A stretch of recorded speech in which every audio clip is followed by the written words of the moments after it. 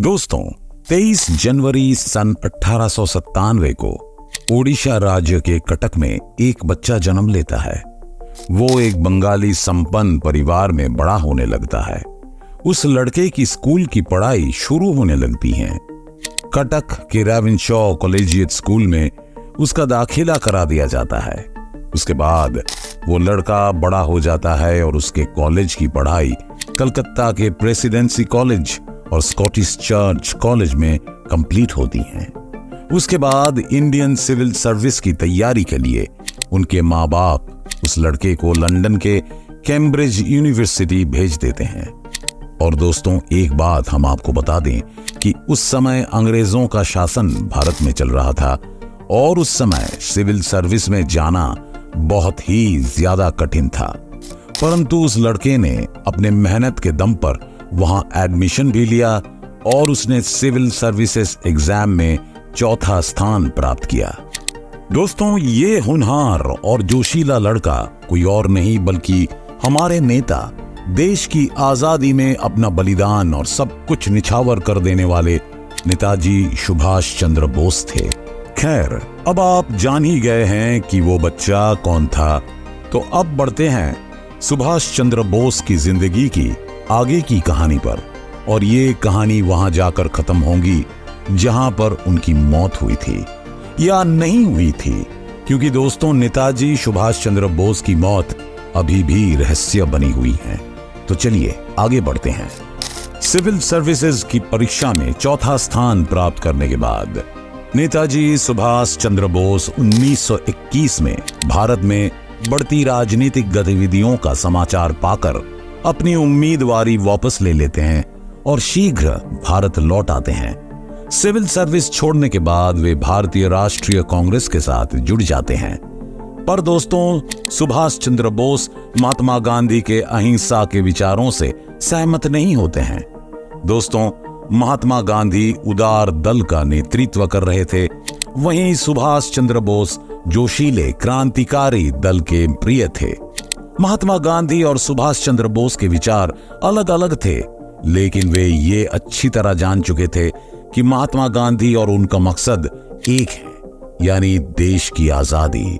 दोस्तों, पहली बार नेताजी सुभाष चंद्र बोस गांधी जी को राष्ट्रपिता कहकर संबोधित करते हैं। 1938 में नेताजी भारतीय राष्ट्रीय कांग्रेस का अध्यक्ष निर्वाचित होते हैं। उसके बाद वो राष्ट्रीय योजना आयोग का गठन करते हैं। ये नीति गांधीवादी आर्थिक विचारों के अनुकूल नहीं होती है। 1939 में बोस एक गांधीवादी प्रतिद्वंदी को हराकर विजयी होते हैं। गांधी जी इसे अपनी हार के रूप में ले लेते हैं। उनके अध्यक्ष चुने जाने पर गांधी जी कहते हैं कि बोस की जीत मेरी हार है, और ऐसा लगने लगा कि वो कांग्रेस वर्किंग कमेटी से त्यागपत्र दे देंगे। गांधी जी के विरोध के चलते इस विद्रोही अध्यक्ष ने त्यागपत्र देने की आवश्यकता महसूस करने लगते हैं।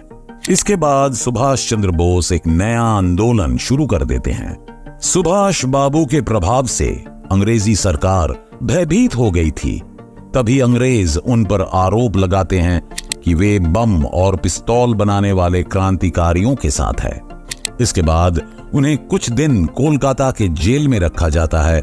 बाद में मांडले, बर्मा के जेल में भेज दिया जाता है, जहां लगभग 16-17 साल पहले लाला लाजपत को एवं लोकमान्य बाल गंगाधर को रखा गया था। अपने जीवन में सुभाष बाबू को कुल 11 बार कारावास होता है। राजनीतिक प्रेरणा स्रोत देश बंधु चित्तरंजन दास के निधन का समाचार सुभाष बाबू को मांडले जेल में मिलता है। ये उनके लिए बहुत ही दुखदाई समाचार था। 11 महीने की कारावास में उनको इतनी तकलीफ नहीं हुई थी जितनी इस खबर से हुई। देश बंधु चित्तरंजन दास की कही बात, बंगाल के जल, बंगाल की मिट्टी में एक चित्तरंजन सत्य निहित है, से सुभाष चंद्र बोस को कोलकाता से दूरी का एहसास होने लगा था।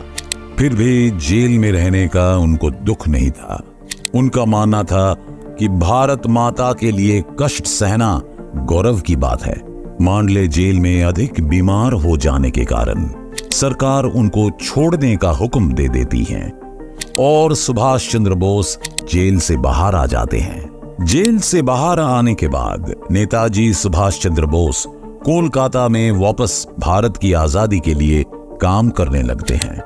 इसी दौरान क्रांतिकारी नेता यतीन्द्रनाथ लाहौर जेल में 63 दिन के भूख हड़ताल करके प्राण त्याग देते हैं। शहीद यतीन्द्रनाथ की शव यात्रा को पूरे जोश के साथ निकाला जाता है। इस अवसर पर सुभाष बाबू अंग्रेजों के खिलाफ बहुत ही जोशीला भाषण देते हैं, जिस वजह से उनको दोबारा गिरफ्तार कर लिया जाता है। इस प्रकार जब कई बार जेल भेजकर सरकार थक गई तो उनको नजरबंद कर दिया जाता है। इस हालत में सुभाष बाबू का स्वास्थ्य फिर से खराब हो जाता है। दोस्तों, जेल से रिहा करने के बजाय इनको इलाज के लिए स्विट्जरलैंड भेज दिया जाता है, पर नेताजी विदेश में रहकर भी देश की स्वाधीनता के लिए कार्य करते हैं। पिता की बीमारी की खबर मिलने पर सरकार के मना करने पर भी नेताजी भारत आए, लेकिन जहाज से उतरते ही उन्हें गिरफ्तार कर लिया जाता है और फिर नेताजी इस शर्त पर छोड़े जाते हैं कि जब तक भारत में रहेंगे किसी राजनीतिक गतिविधि में भाग नहीं लेंगे। पिता के अंतिम क्रियाकर्मों के बाद उन्हें विदेश वापस जाना पड़ता है।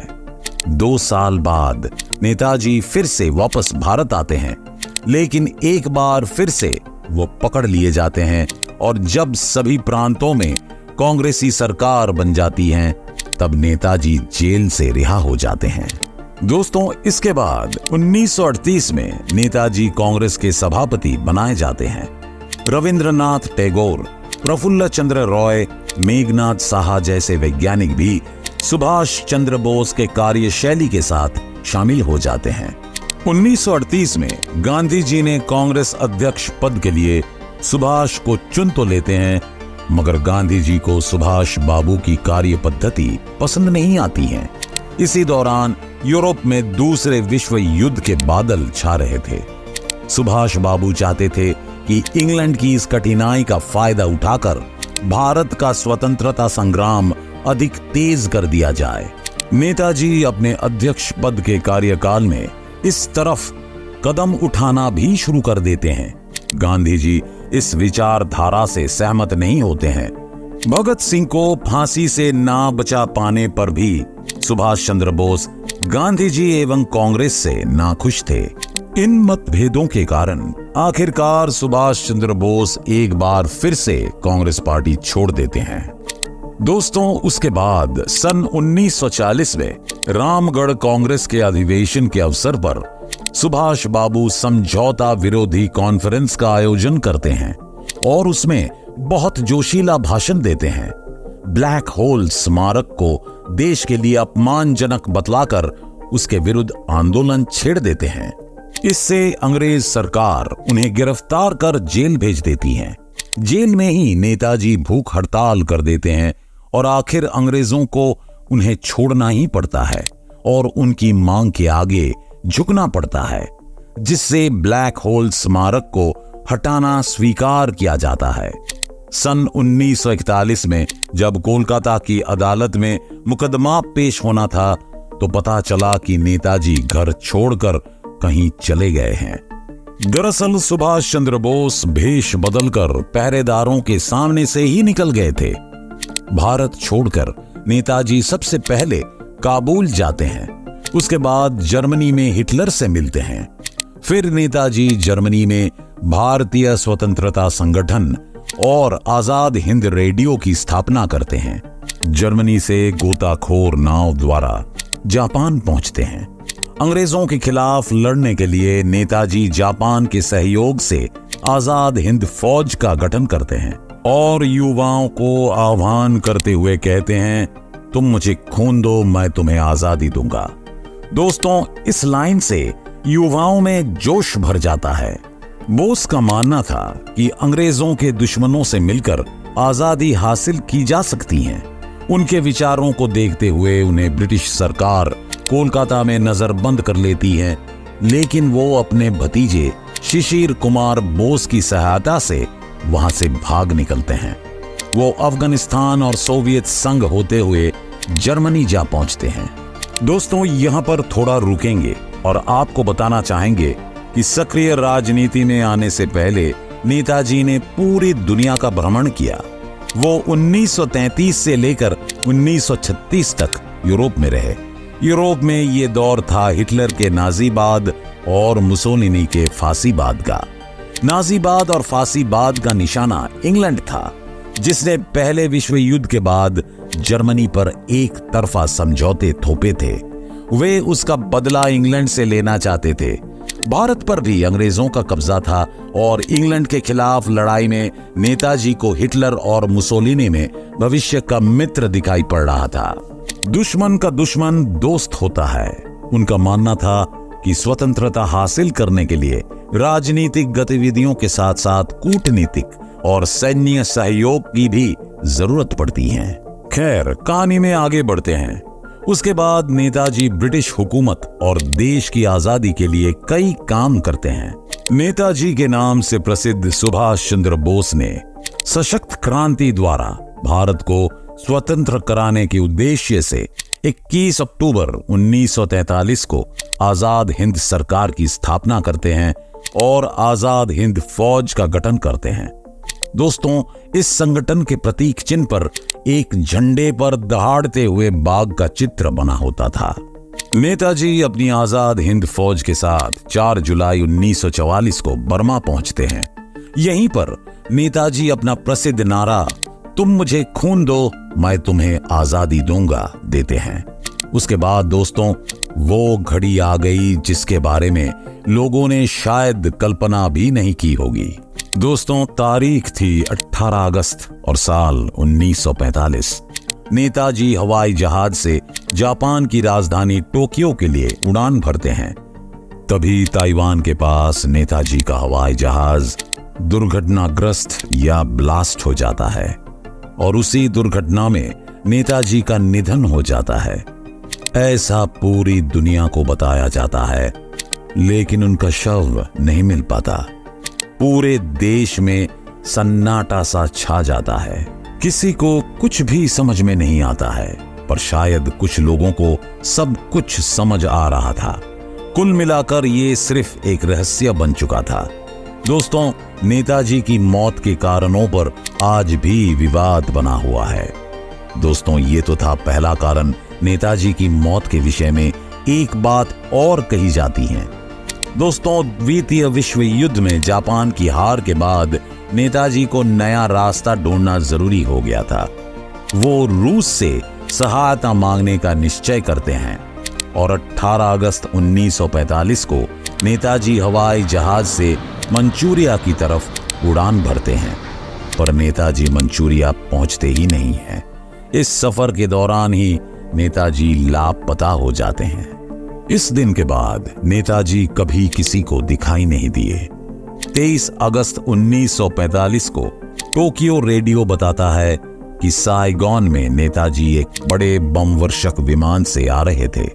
18 अगस्त को ताइहोकू हवाई अड्डे के पास उनका विमान दुर्घटनाग्रस्त हो गया। विमान में उनके साथ सवार जापानी जनरल शोदेई, पायलट तथा कुछ अन्य लोग मारे गए। नेताजी गंभीर रूप से जल जाते हैं। उन्हें ताइहोकू सैनिक अस्पताल में ले जाया जाता है, जहां नेताजी दम तोड़ देते हैं। कर्नल हबीबुर रहमान के अनुसार उनका अंतिम संस्कार ताइहोकू में ही कर दिया गया था। सितंबर के मध्य में उनकी अस्थियां संचित करके जापान की राजधानी टोक्यो के रैंकोजी मंदिर में रख दी जाती हैं। दोस्तों, 15 भारतीय राष्ट्रीय अभिलेखागार से प्राप्त दस्तावेज के अनुसार नेताजी की मृत्यु 18 अगस्त 1945 को ताइहोकू के सैनिक अस्पताल में रात 9 बजे हुई थी। स्वतंत्रता के बाद भारत सरकार इस घटना की जांच करने के लिए 1956 और 1977 में 2 बार आयोग नियुक्त करते हैं। दोनों बार ये नतीजा निकलता है कि नेताजी उस विमान दुर्घटना में ही मारे गए।